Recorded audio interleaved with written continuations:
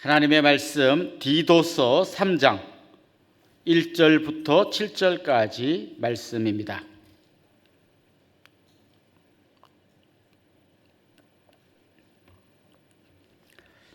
디도서 3장 1절부터 7절까지 저와 여러분이 한 절씩 교독하고 7절은 같이 읽겠습니다. 너는 그들로 하여금 통치자들과 권세 잡은 자들에게 복종하며 순종하며 모든 선한 일 행하기를 준비하게 하며 아무도 비방하지 말며 다투지 말며 관용하며 범사의 온유함을 모든 사람에게 나타낼 것을 기억하게 하라. 우리도 전에는 어리석은 자요 순종하지 아니한 자요 속은 자요 여러 가지 정욕과 행락에 종노릇한 자요 악독과 투기를 일삼은 자요 가증스러운 자요 피차 미워한 자였으나 우리 구주 하나님의 자비와 사람 사랑하심이 나타날 때에 우리를 구원하시되 우리가 행한 바 의로운 행위로 말미암지 아니하고 오직 그의 긍휼하심을 따라 중생의 씻음과 성령의 새롭게 하심으로 하셨나니 우리 구주 예수 그리스도로 말미암아 우리에게 그 성령을 풍성히 부어주사 우리로 그의 은혜를 힘입어 의롭다 하심을 얻어 영생의 소망을 따라 상속자가 되게 하려 하심이라. 아멘. 여러분 인생을 돌아보시면서 그 전과 그 후가 완전히 달라진 어떤 특별한 사건이 있는지 한번 생각해 보면 좋겠습니다. 아마 어떤 분은 결혼 전과 결혼 후 완전히 달라졌어요. 이건 그 전과 그 이후는 비교할 수 없을 만큼 딴 세상이 된 그런 분이 있을 겁니다. 자녀를 낳기 전과 낳은 다음, 또 어떤 분은 화성에 오기 전과 화성에 온 다음 어떤 한 사건이 여러분 인생에 큰 변곡점이 될 수 있을 겁니다. 그런데 성도들에게 있어서 정말 그 전과 그 후를 완전히 다르게 만드는 가장 강력한 무엇이 있다면 그건 바로 예수님을 믿기 전과 예수님을 믿은 다음, 이 둘이 그야말로 비교할 수 없을 만큼 완전히 달라질 것입니다. 한마디로 말해서 나의 모든 것이 다 변하는 놀라운 사건이 바로 예수님을 믿는 사건입니다.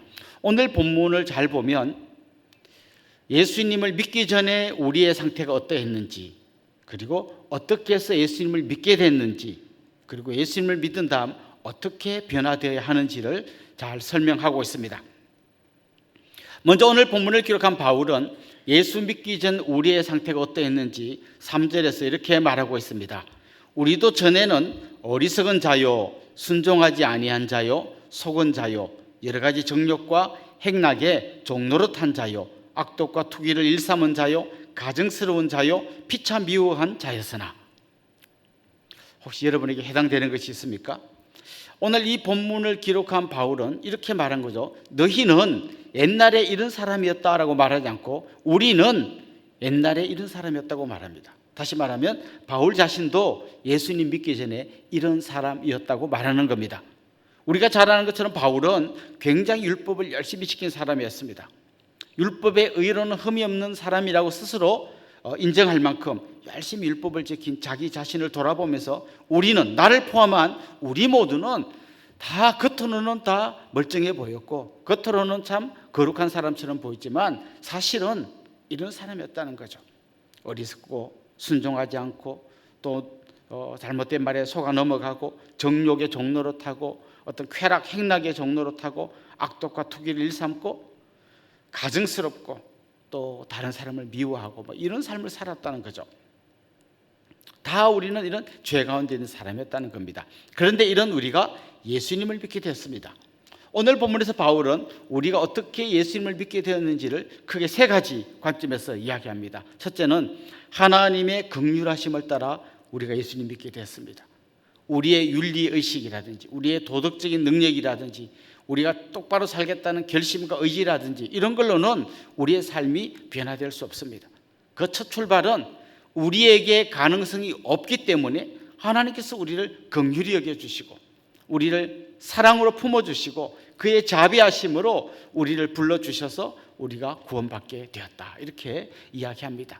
두 번째는 중생의 씻음이라는 말이 나옵니다. 중생이라는 말은 거듭난다는 말입니다. 다르게 말하면 다시 태어난다는 말입니다. 예수님께서 니고데모와 대화하실 때 그 도덕적으로 거의 완벽한 사람이라고 말할 만한 그 니고데모에게 이렇게 말씀하셨습니다. 누구든지 거듭나지 아니하면 하나님 나라를 볼 수 없다. 니고데모 당신이 아무리 겉으로 볼 때 정말 착한 사람처럼 살고 있지만, 다른 사람의 존경을 받고 있지만 다시 태어나지 않으면 하나님 나라를 볼 수 없습니다. 이렇게 말했습니다. 다시 태어나야 한다는 거죠. 제가 오래전에 아주 낡은 차를 한번 탄 적이 있습니다. 근데 막 어느 순간에 차가 덜덜덜덜 거리면서 이거 도저히 뭐가 문제인지 모르겠어요. 나도 운전병 출신인데 이게 내가 앞만 봐도 어디가 고장난지 모르겠어요. 그래서 잘 아는 어떤 정비하시는 분에게 가져가서 도대체 왜 이렇게 시끄럽습니까? 한번 봐주세요. 그랬더니 이분이 막 밑에 들어가서 이것저것 만져보더니 고개를 쩔레쩔레 흔들면서 이거 고쳐서 될 차가 아닙니다. 이렇게 이야기해요.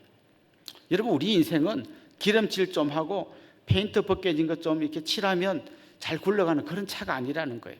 이거 완전히 폐차시켜야 되고 새롭게 태어나야 되는 그런 존재라는 겁니다. 그런데 어떻게 우리가 거듭날 수 있습니까?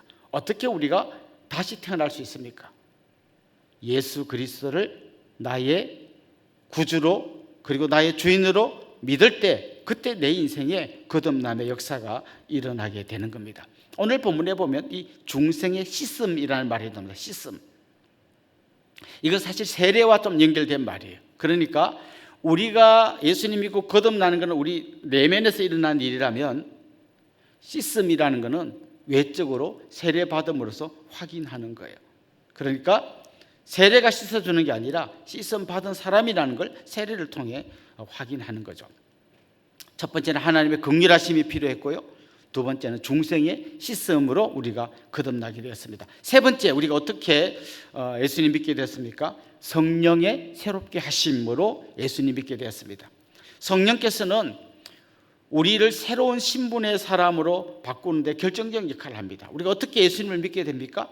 성령께서 내 마음속에서 믿어지도록 역사하기 때문입니다. 그래서 우리는 성령님의 그 역사를 통해서 새로운 신분으로 변화되는 겁니다. 여기서 끝이 아닙니다. 성령님, 우리가 새로운 신분으로 변화되었을 뿐만 아니라 새로운 신분에 걸맞는 삶을 살도록 끊임없이 우리를 새롭게 합니다. 나는 분명히 내 옛날 성품을 따라 이렇게 살려고 하는데 성령께서 그게 아니고 이렇게 바꾸라고 말씀하십니다. 나는 지금 막 분노하고 폭발하려고 하는데 성령께서 내 마음에 그러면 안 된다는 마음을 주십니다. 그래서 우리가 성령을 따라 살아가다 보면 계속해서 새로운 삶을 살게 됩니다. 자, 오늘 본문에서 바울은 예수님 믿기 전에 우리는 엉망진창인 사람이었다라는 걸 말한 다음에 우리는 예수님을 믿음으로 변화되었는데 어떻게 믿게 됐는가? 하나님의 긍휼하심과 중생의 씻음과 성령의 새롭게 하심으로 우리는 예수님을 믿게 되었다고 이야기합니다. 자, 그렇다면 예수님을 믿은 다음 우리는 어떻게 변화될까요? 오늘 본문은 그것도 크게 두 가지로 이야기하는데요. 첫 번째는 통치자와 권세 잡은 자의 말에 순종하라라고 이야기합니다.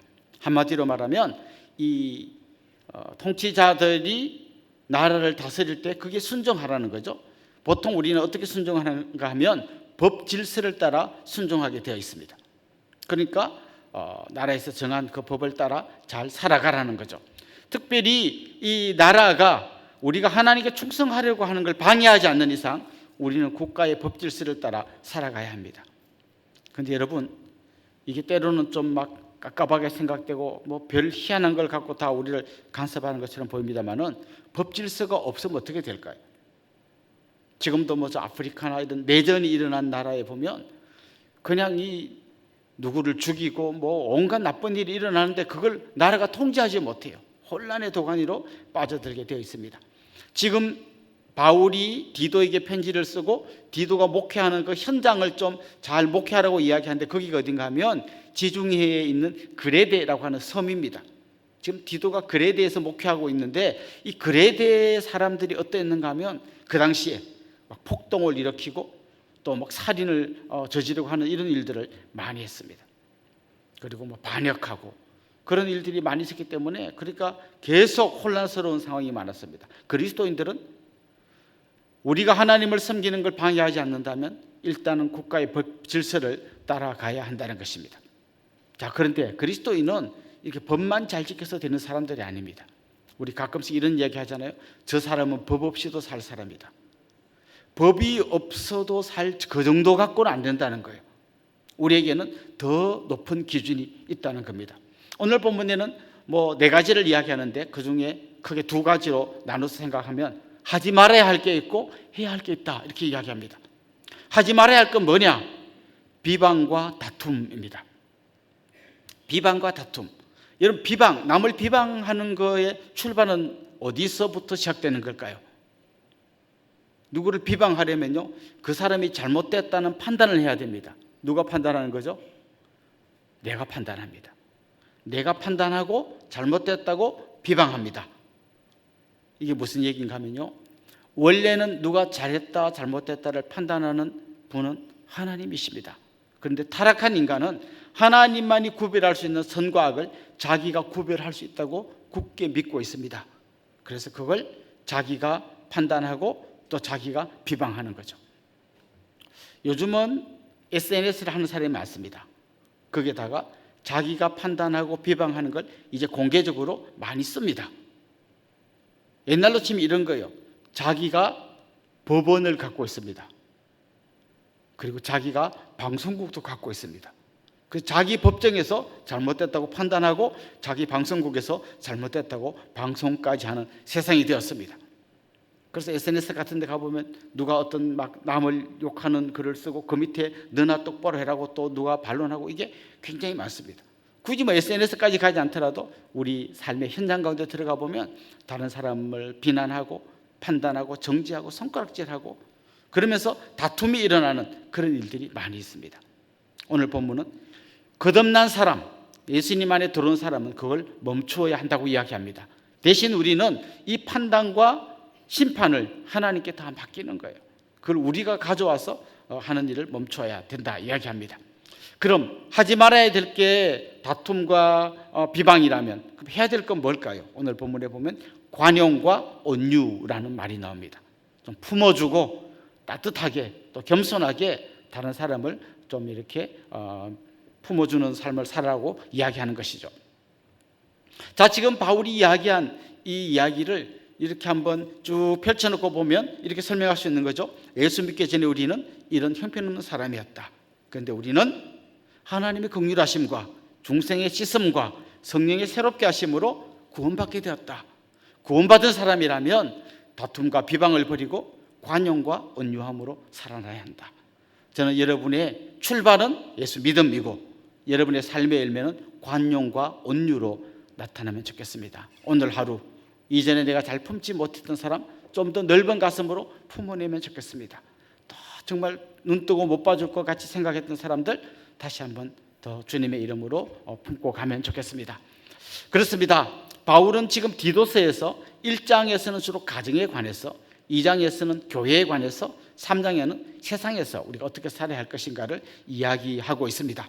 여러분의 가정과 교회와 세상에서 정말 새로운 변화된 그런 삶을 살아가는 귀하고 복된 믿음의 사람들이 될 수 있기를 주님의 이름으로 축원합니다. 기도드리겠습니다.